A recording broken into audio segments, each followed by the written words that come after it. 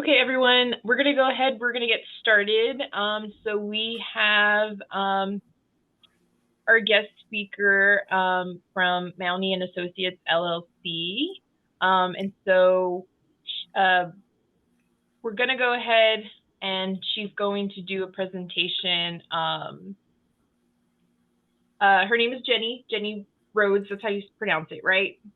Correct. Yes. Okay, just wanted to make sure.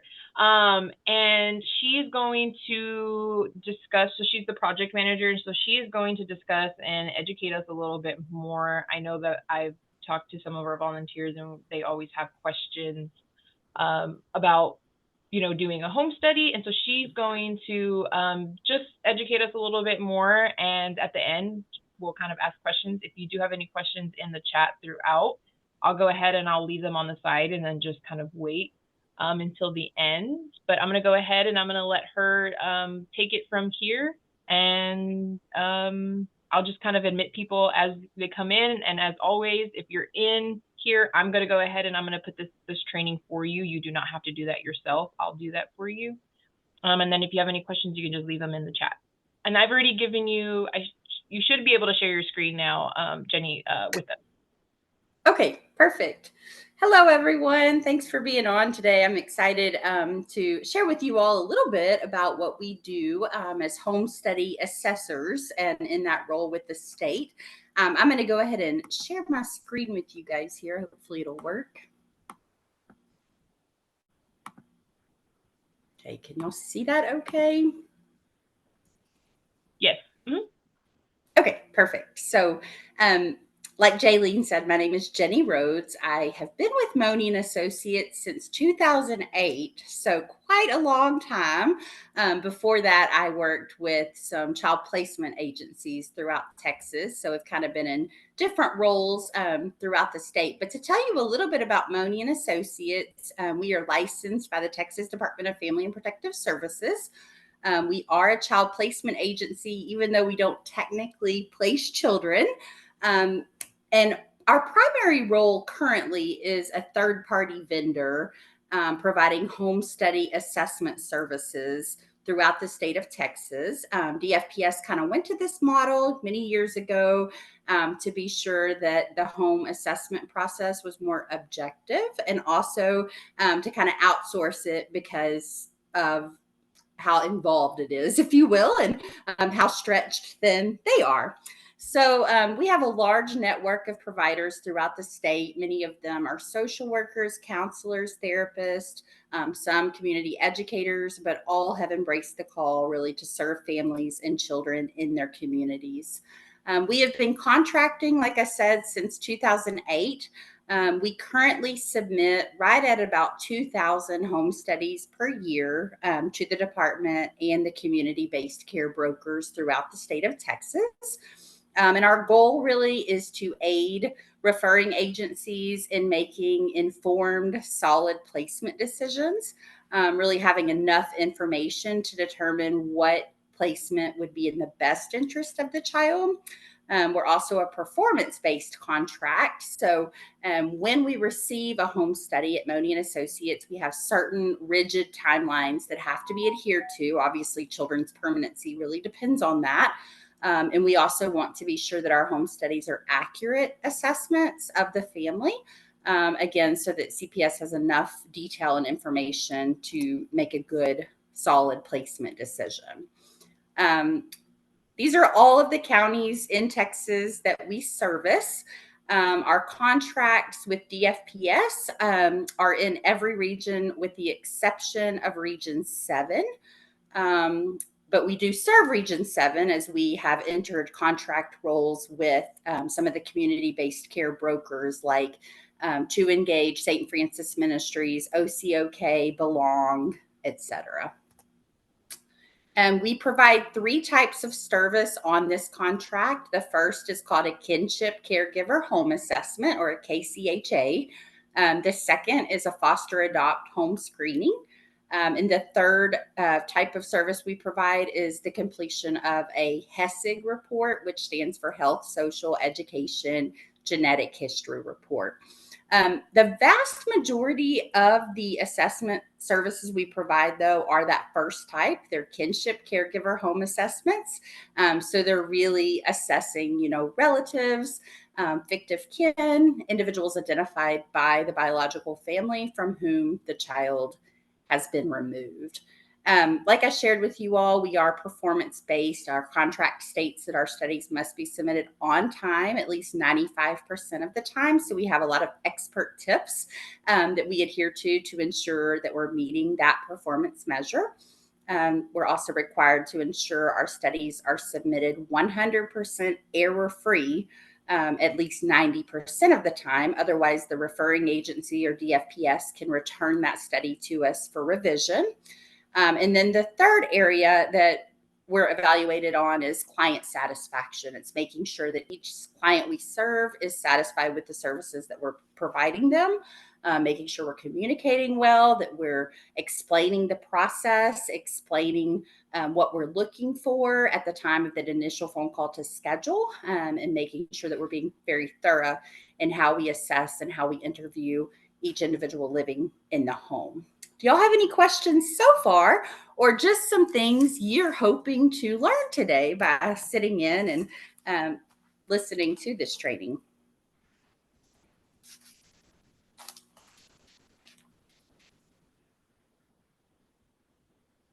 I think my main thing that I'm wanting to get out of this is just to really know what y'all look for when you're doing a home study. So I'm very curious as to what you observe when you would do one. Okay.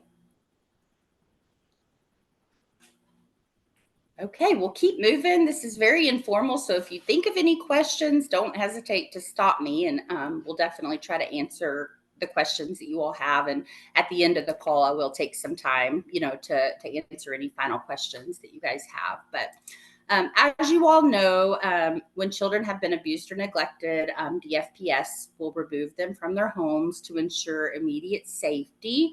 The courts are basically required to identify relatives or individuals that the biological parents ask to contact in order for their children to be cared for, at least temporarily. And a lot of times that takes place prior to the adversary hearing. When placing children, the court will consider the child's needs as most important. Sometimes they'll have family group counselor decision-making conferences, especially if someone recommends a particular family member or friend. Occasionally, our home studies are court-ordered, but the home study is still required. It's part of the DFPS protocol that each relative or fictive kin placement be evaluated with certain criteria to determine what placement would be in the best interest of the child. And that's really important for DFPS and the referring agency because they often become managing conservator immediately upon the child being removed. And so they want to be sure where they're placing the child, meets their needs, is in the best interest of them, etc. So our role when we meet with a family or go out to do a home study is really to be the eyes and ears for the referring agency.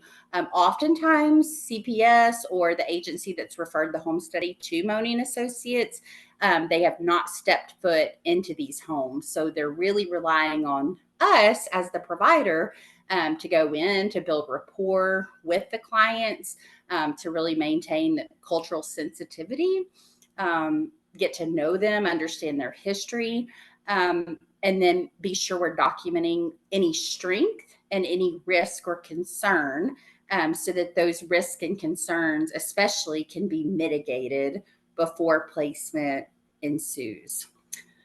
They want to have enough information in this home study to feel like they actually know this family, even though, like I said, they've never stepped foot into the home, they've never interacted with these caregivers.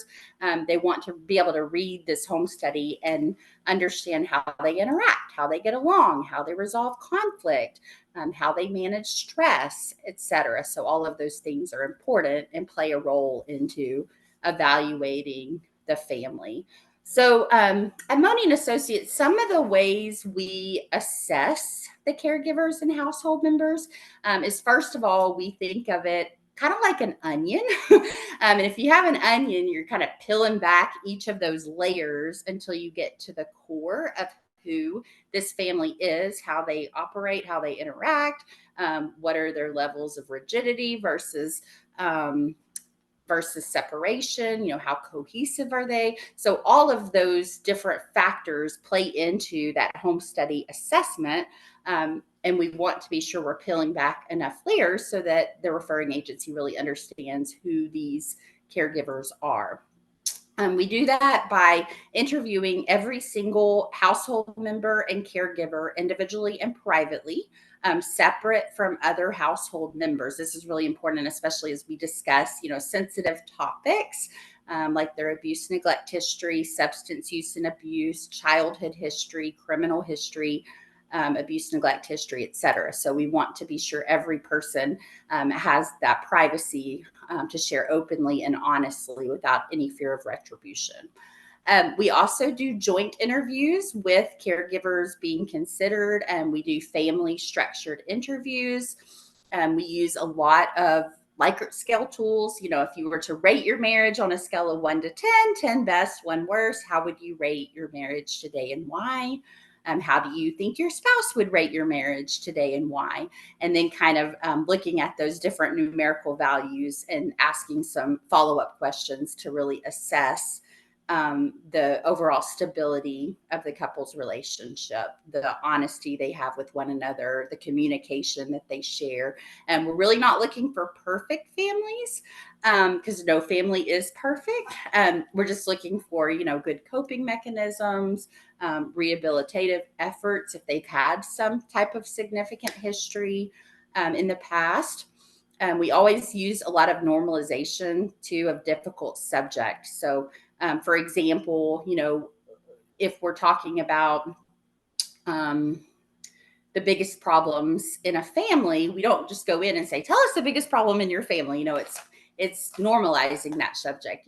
All families have problems. If you had to identify the 3 biggest problems in your family today, what would those be? Or all marriages at times deal with disagreements. If you had to identify the 3 biggest areas of contention within your marriage, what would those be? Or everyone deals with stress from time to time. Looking at your life and your current situation, if you had to identify the 3 biggest stressors that impact you daily, what would those be? So again, just kind of peeling back the layers of that onion to really get to know this family and understand how they think, how they solve problems, how they resolve conflict, and really making sure that they have the skills and the abilities to manage children who have come from trauma and who may have some significant abuse, neglect history, and as a result, some behaviors that could present. We also do a lot of scenario-based circumstantial questions like tell me about a time, or tell me how you would handle, or tell me what you would do if. And so some of those types of questions can really help you also gain some insights into the family system. We're required to obtain character references. So we contact 3 non-relatives, 2 relatives, and all adult children.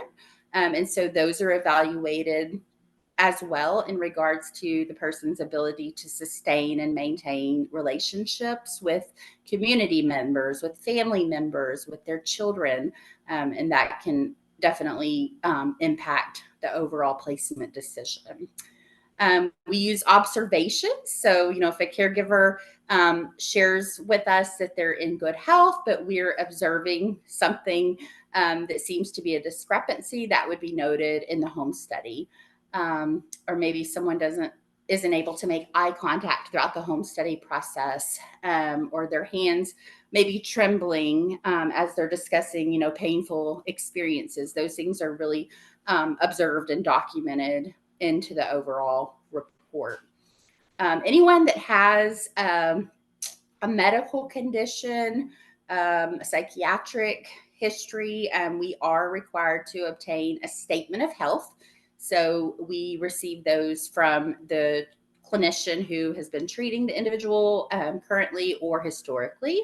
If someone is currently undergoing treatment, we're required to obtain a statement of health from each of those treating medical professionals. We request documents from the caregiver, proof of income, their marriage certificate, their pet vaccinations, pretty much anything we expect them to share, we want to inspect. So you've all heard the saying, I'm sure you know, inspect what you expect. And so anything that's discussed or shared, we do request that they submit that documentation so we can include in the home study how the information was verified. That's everything from their proof of citizenship, proof of identity. We want to make sure that we're interviewing the person that is listed on the home study referral, etc.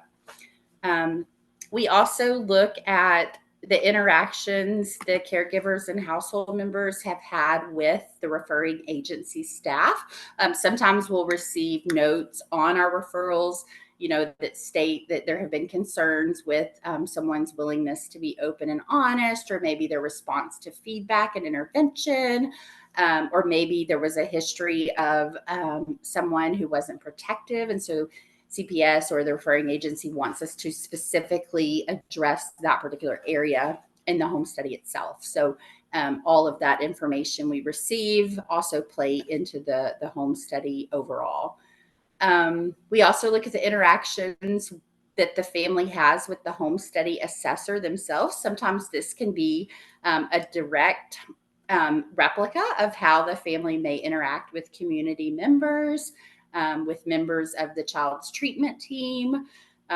Sometimes if there's issues with, bias or things like that, that is something we want to pay attention to as well to be sure we're addressing, because we often find that how the families relate to the assessor themselves is what we're going to see down the road, after the child is placed in the home.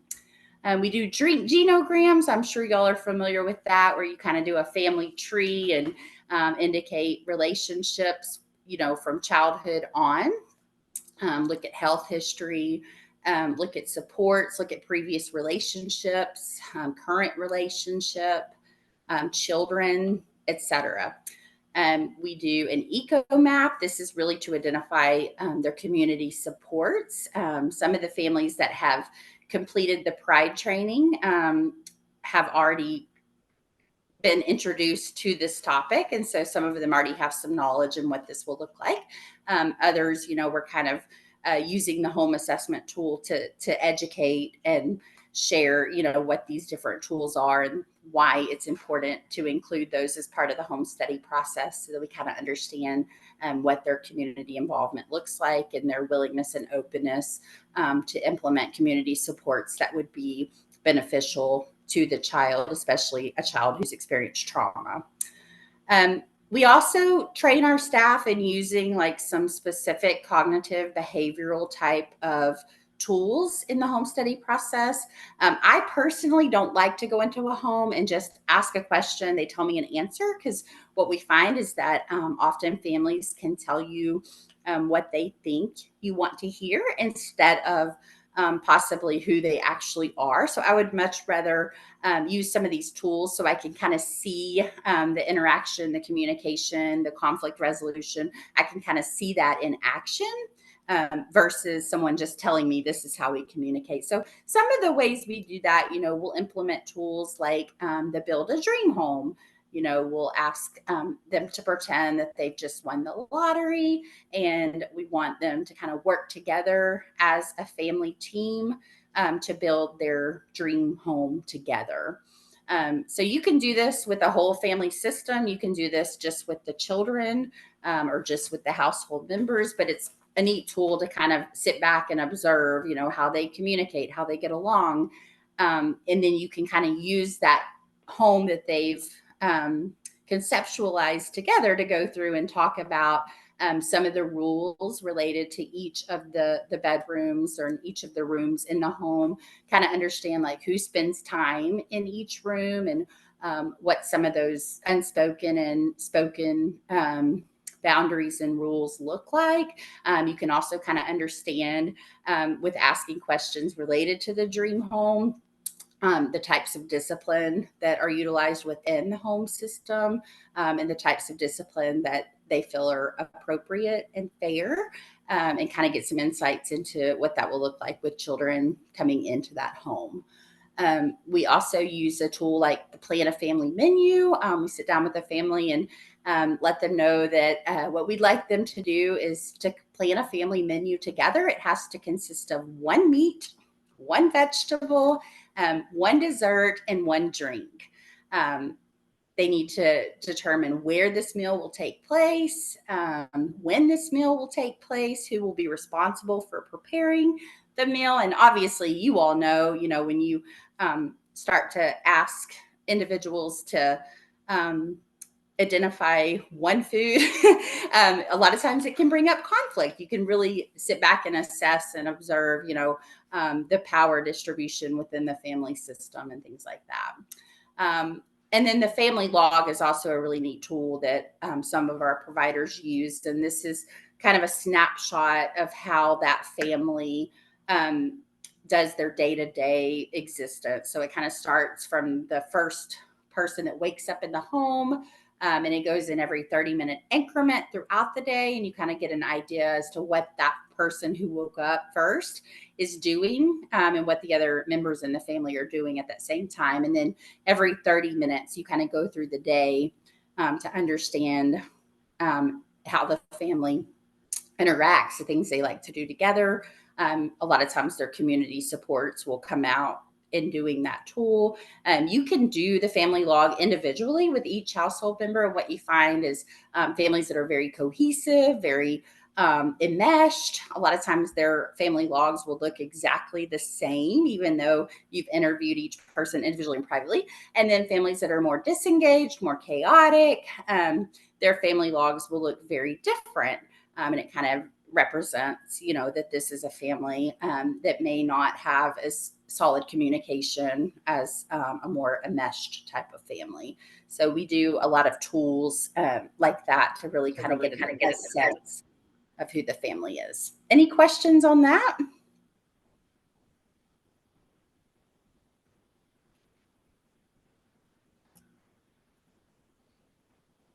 So some of the things when we submit the home study back to CPS or the referring agency, some of the main areas they look at is the home environment. So did we do a walkthrough of the home? Did we walk the perimeter of the home?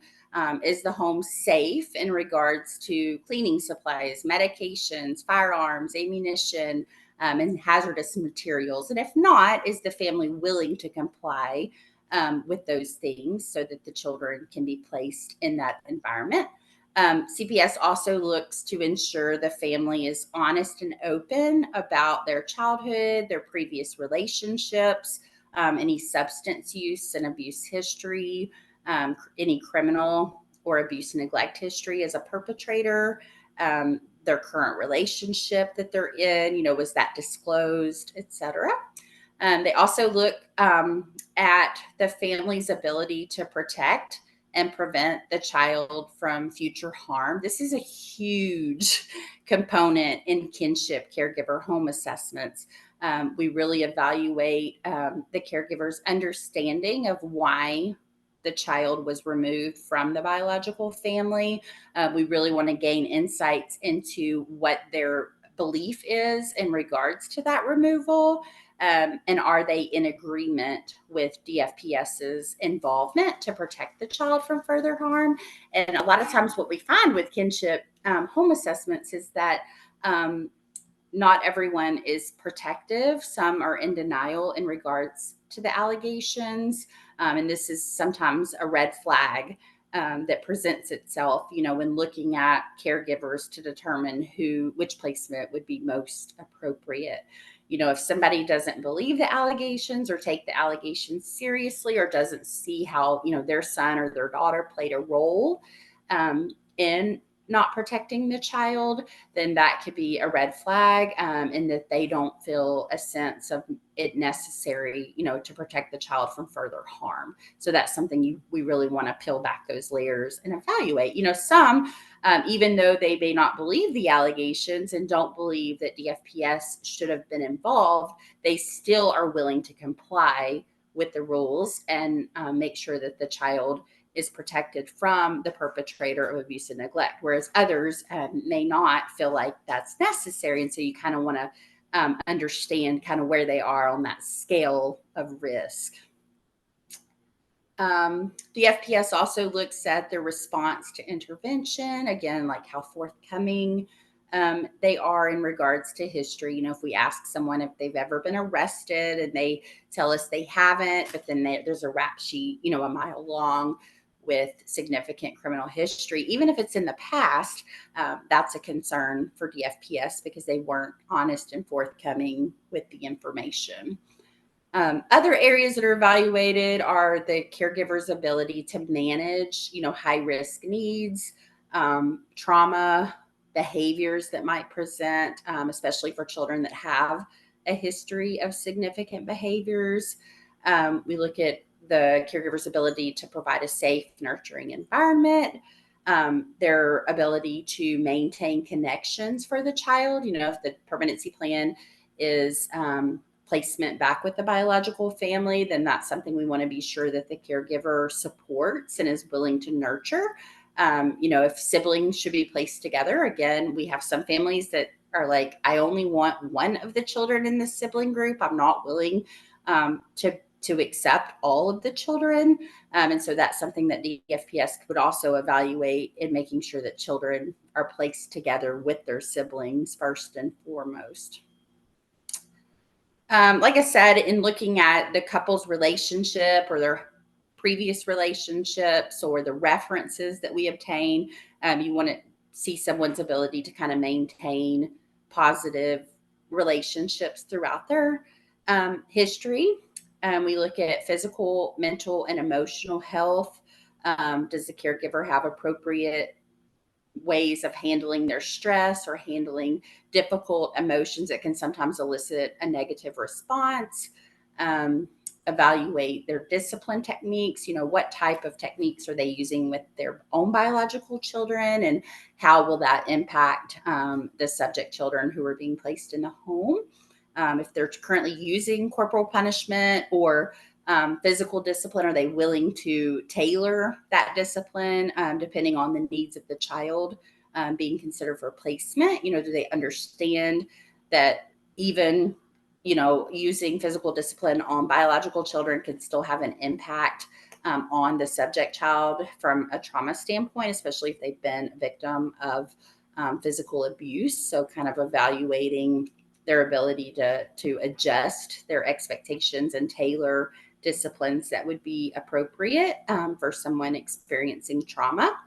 Look at financial stability. Not everyone has to have a lot of money to be a kinship caregiver provider.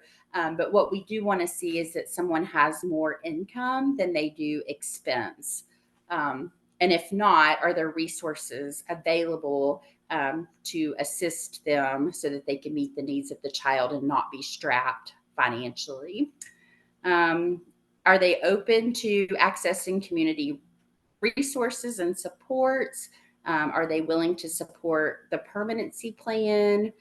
And I think those are the main, and then looking at just those home and social environment factors like their overall social climate, any history of domestic violence or social violence within their relationship, any dangerous exposure with substance use or abuse, criminal history, the individuals who are considered frequent visitors or babysitters or transporters, making sure that those individuals are safe to be around children and don't have significant history that could jeopardize placement. Any questions? Yes. On your home study, I know you talked about that you get no to receive information from psychiatrists and doctors if they have a background with that. so I had a home study, and they, um, so the notes part of it wasn't on there for the home study, but they just stated, like that they've been in therapy for like 3 years, and you know, things had worked out, and they just basically said that they didn't really say. So I guess if it's just listed that way, then they deemed it that I guess they're in good health and able to move forward with being in an adoptive home.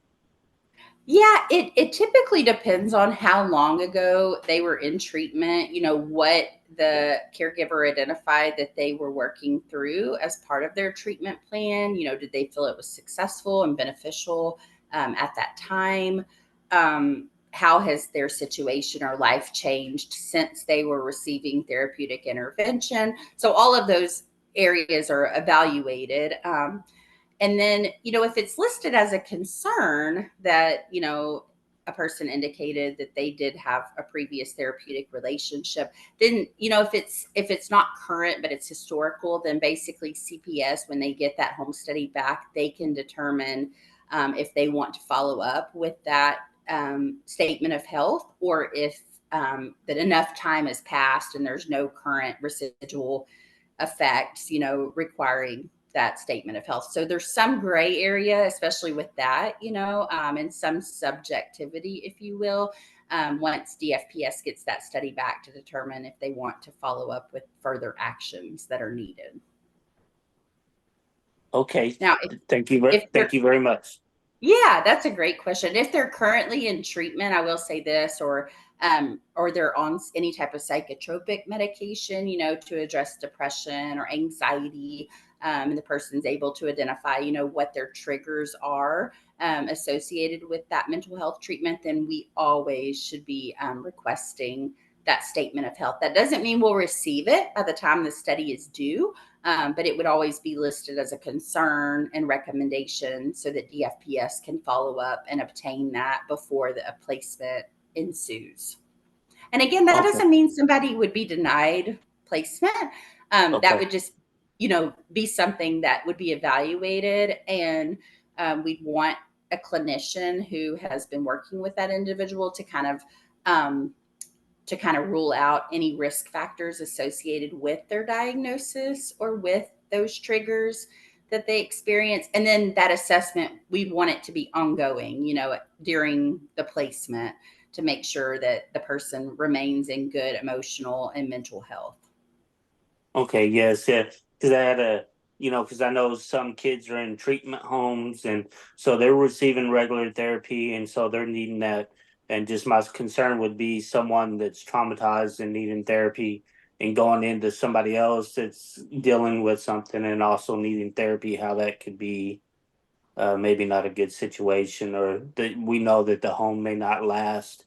So then again, our kids are moving, and that's hard on them, schools and homes, and uh, yeah. So thank you for the information. Absolutely. Yeah, that's a great question.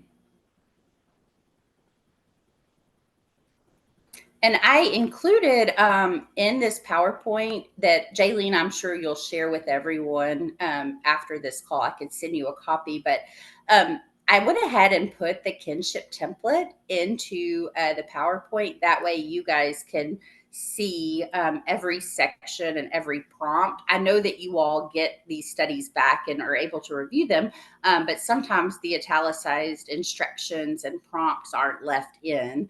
Um, so that'll kind of serve as a guide to know what exactly is required from a DFPS policy standpoint.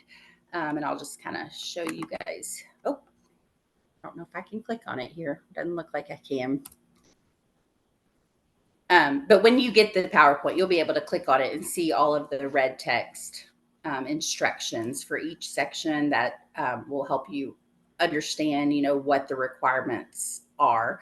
And we always tell our staff these are not suggestions; these are requirements. Every single italicized prompt in the template does have to be addressed, because that's always attached to either a House bill or a policy of DFPS. So And we want to make sure those studies are thorough. And y'all at Mauney and Associates, we don't make placement decisions. We are not responsible for determining which placement is most appropriate. And sometimes it's not even unusual for us to have multiple home studies in process at one time for the same child. So CPS may identify grandparents, cousins, and an aunt, all for one child. And so they're evaluating each of those home studies next to each other to kind of try to decide which placement would be the most appropriate. But what we are required to do is list out all of the strengths identified with placement and any risk or concern associated with placement. CPS has shared with us many times that they want us to take a conservative approach. And even though we at Mauney and Associates or any home study broker should have a strengths-based perspective, we obviously believe that family placement is best for each child. Just the research shows us that, correct? And so we want to have that strengths-based perspective and really identify, with every family, the strengths that would make this placement successful. But at the same time, they kind of want us to take a conservative approach to being sure any concern or risk is listed on that home study, so that CPS can then be sure that each of those risks are mitigated before placement ensues. And just because we note a risk or a concern doesn't mean that that's a deal breaker. That just means that CPS has to take some time and attention to that risk or concern, again, to try to mitigate it before the placement can move forward. So some of the areas that we evaluate as strength could be that the family has requested that this relative be a placement option. Also, the relationship between the caregiver and subject child, if they've known one another since birth, or they have an attachment and bond to one another, or maybe the subject child is already living in the home with the caregiver. This happens pretty often too, even though the home study hasn't been conducted yet. Then that's definitely a strength and a positive that would be highlighted in the report. Also, we look at, sibling placement and the family's willingness to foster and maintain those familial relationships. We look at the interactions they have with their own family, with community members. What did the references say about the caregivers being considered? And then, like we've already talked about, just those protective capabilities, ability to meet the specific needs of the child. And then if there's any risk factors, related to their childhood or substance use or abuse history or criminal history, just what rehabilitation has taken place to reduce any residual impact long term. And then some of the risks or concerns, most of the time it has to do with their criminal history. CPS has specific policy.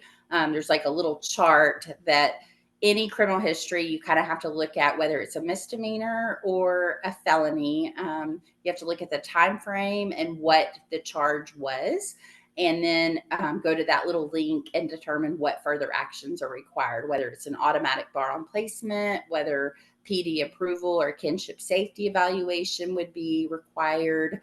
And then that would automatically have to be listed as a concern, even if the history was from 20 years ago.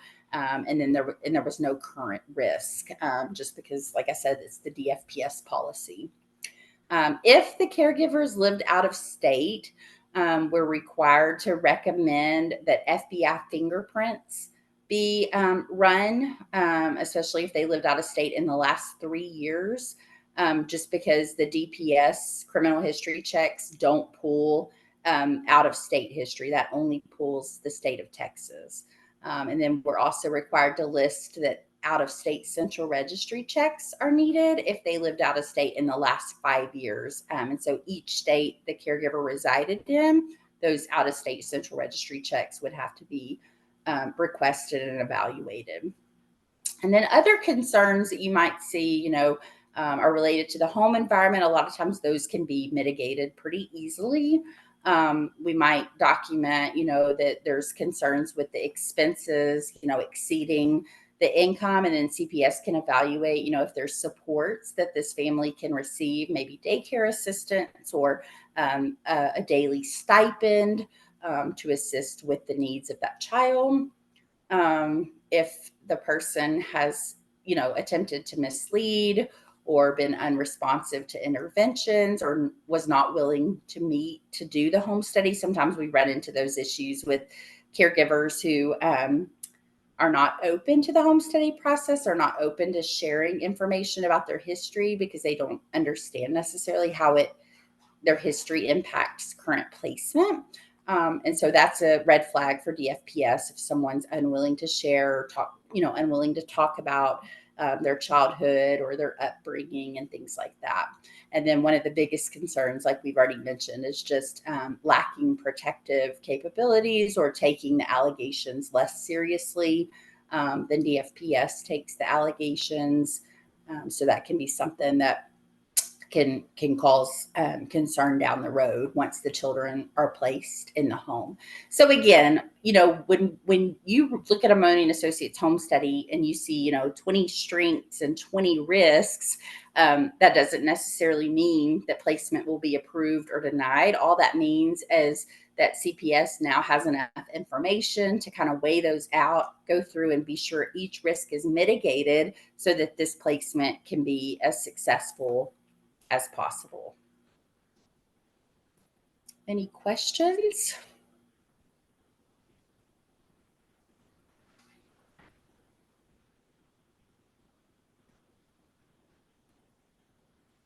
Okay, I'll take some time just to answer any final thoughts y'all have or any feedback. Again, we try to stick to the DFPS policy when we're identifying strength and concern. Occasionally, some things do get into that gray, more subjective area.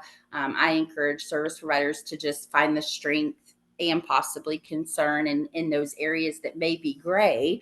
And that way CPS again has enough information to then take that and make an informed placement decision. So I had a question, right? So for like foster homes, since they are, right, so they go through like a kind of an extensive, I know that you said y'all still do like a home study, but is it not as in-depth as the kinship one? Surprisingly, Jay Larry, the foster adopt home study is much more intensive and invasive than we even talked about today. Oh, wow. Yeah, and I know that seems extreme because you're thinking, oh my gosh, if grandma says I can take this child, let's place the child with grandma. That would be in the best interest of the child to be with family.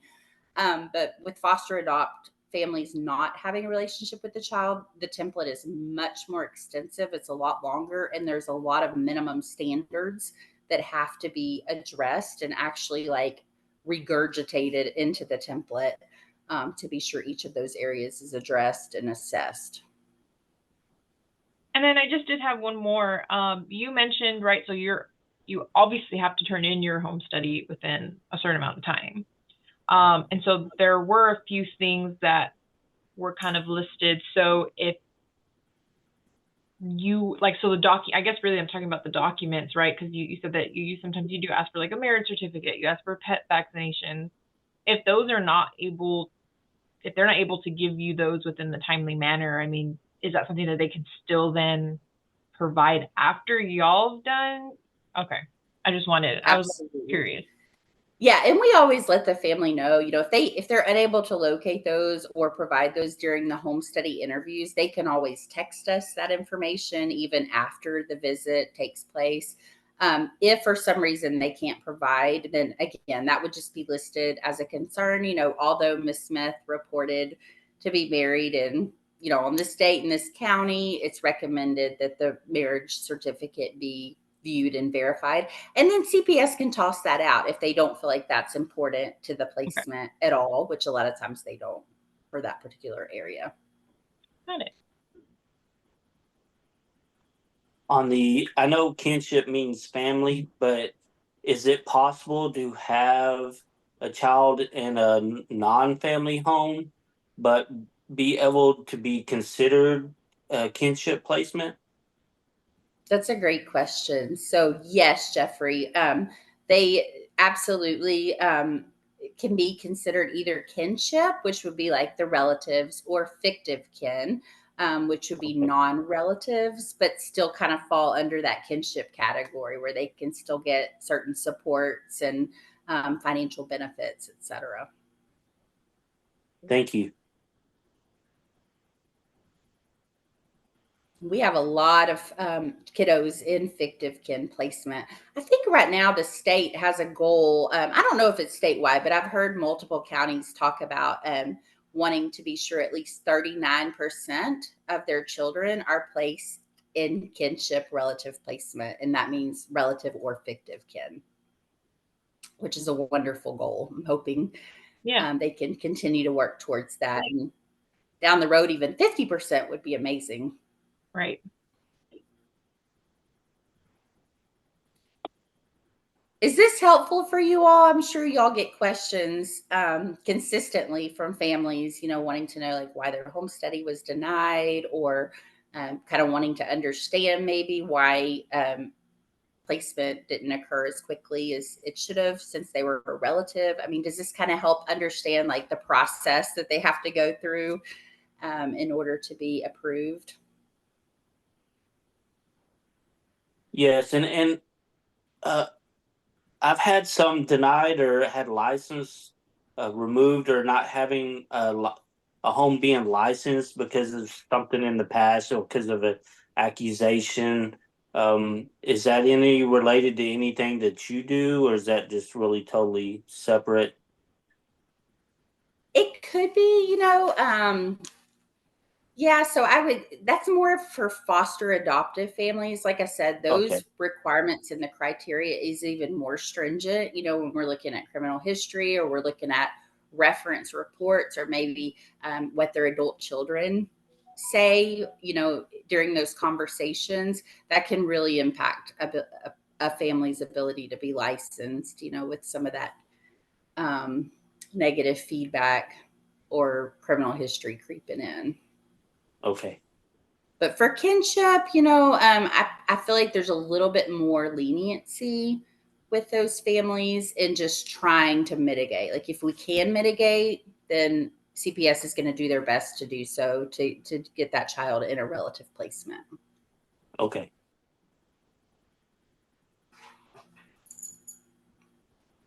Yeah, I will say, once you send me the presentation, I think the kinship template might be something worth kind of sharing when we are training new volunteers.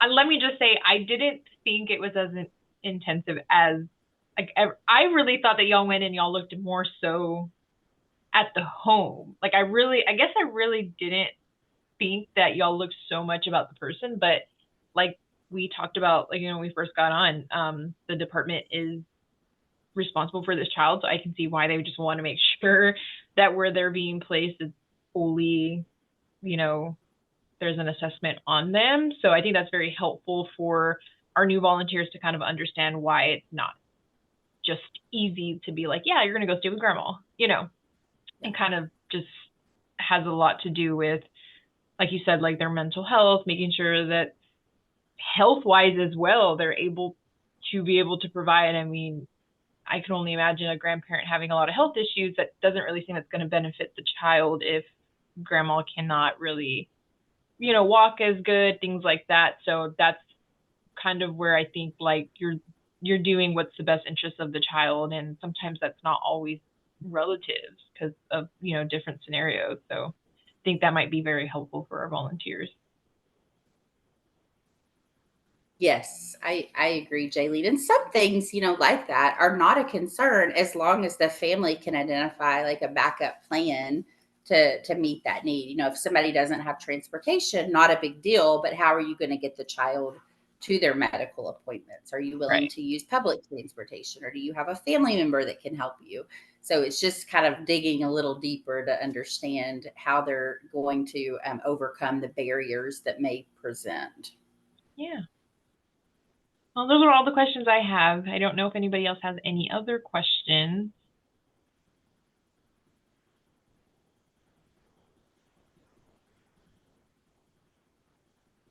Yeah, so Sandra says this is very helpful and very informative. She says she feels like she understands home studies a lot more now. So that's always good for our volunteers to be able to kind of take that back with them. Yes, agreed. And I'll send you this PowerPoint, Jaylene. Feel free to share it Awesome. with your team and save the kinship template as well if you'd like. You know, it's on the DFPS website, so you all can access it. But I think that would be helpful. Well, thank you so much, Jeni, for taking the time out of your day to educate us a little bit more on what y'all do and going kind of in depth. I think our volunteers, it's going to be very beneficial for them to look back at this reporting as well, just to kind of, if they feel like they just kind of needed a refresher. So I do want to say thank you for jumping on and sharing your presentation with us. Well, thank y'all for having me, and thanks for all of your service, guys. It's so necessary, and you all are doing amazing work. You know, I love being part of the team, you know. Yes. So we're all doing what's in the best interest of children. So thank y'all. Yes. Thanks for having me too, Jaylene. Yes. It was fun. Thank you. Yes, thank you so much. I'll look out for that presentation so that way I can share it with our team as well as our volunteers. Okay, sounds good. Thank y'all. Y'all have a good one. You too. Bye-bye.